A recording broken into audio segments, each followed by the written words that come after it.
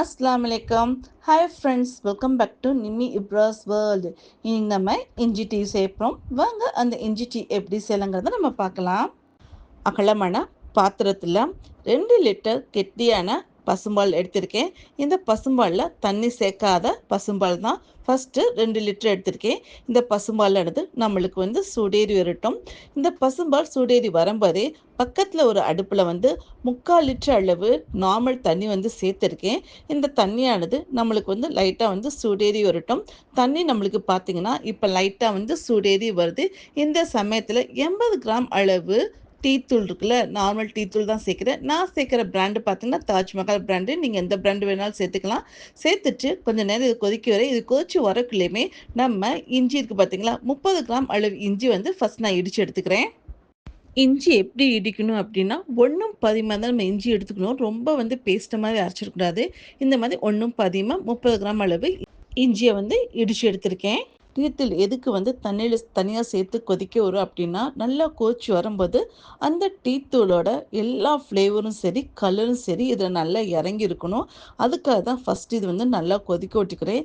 இது நம்மளுக்கு இந்த மாதிரி நல்லா கொதிச்சு வரும்போது நம்ம இடித்து வச்சுருக்கோம் பார்த்தீங்களா, அந்த இஞ்சியானது அதை இப்போட சேர்த்துட்டு நல்லா இஞ்சியும் சரி, டீத்தூளும் சரி நம்மளுக்கு செம்ம சூப்பராக கொதிச்சு வரணும். அந்த அளவு ஃபஸ்ட் நான் கொதிக்க வச்சு எடுத்துக்க போகிறேன். டீ தூளோட இஞ்சி சேர்த்து நம்ம கொதிக்க விட்டுருந்து செம்ம சூப்பராக நல்லா கதன்னு கொதிச்சு அதோட ஃப்ளேவர், இஞ்சியோட ஃப்ளேவரும் சரி, டீ தூளோட ஃப்ளேவரும் சரி நல்லா இறங்கி வந்துடுச்சு இந்த தண்ணியிலேயே. இங்கே பார்க்கும்போதே தெரியுது பார்த்தீங்கன்னா எந்த அளவு கலர் மாதிரி இருக்குன்னு. இந்த மாதிரி வரமே நம்ம பால் ஒரு பக்கத்தில் சூடு பண்ணி வச்சுருந்தோம் பார்த்தீங்களா, அந்த பால் நம்மளுக்கு ஒரு கொதி வரமே இப்போ நம்ம கொதிக்க வச்சது பார்த்தீங்கன்னா தண்ணியில் அந்த டீ தூளும் இஞ்சியும் அதை இப்போ இந்த பாலோட நான் சேர்த்துக்கிறேன். எல்லா டிகாஷனையும் அப்படியே சேர்த்தோம்னா கரெக்டாக இருக்கும். சேர்த்துட்டு கொஞ்சம் நேரம் ஒரு 10 நிமிஷம் வரைக்கும் சிம்மில் வச்சு இந்த பாலும் சரி, இந்த டிகாஷனும் சரி ஒன்றோட ஒன்று நல்லா கொதிச்சு வரணும். அந்த அளவு கொதிச்சு வரும்போது 200 கிராம் அளவு நார்மல் சுகர் நான் சேர்க்கிறேன்.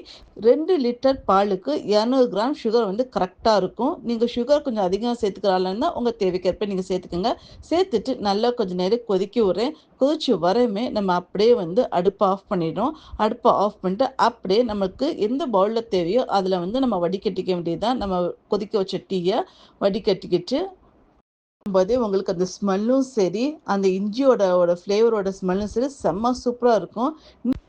நீங்கள் உங்கள் வீட்டுக்கு வர கெஸ்ட்டுக்கு இந்த மாதிரி செஞ்சு கொடுத்தீங்கன்னா போதும், அவங்களுக்கு அவ்வளோ தூரம் ரொம்ப பிடிக்கும் இந்த இஞ்சி டீ. அது மட்டும் இல்லாமல் இந்த இஞ்சி டீயானது உடம்புக்கு ரொம்ப நல்லது. ஆனால் வெறும் வயிற்றில் கல் இஞ்சி டீ எடுத்துடாதீங்க.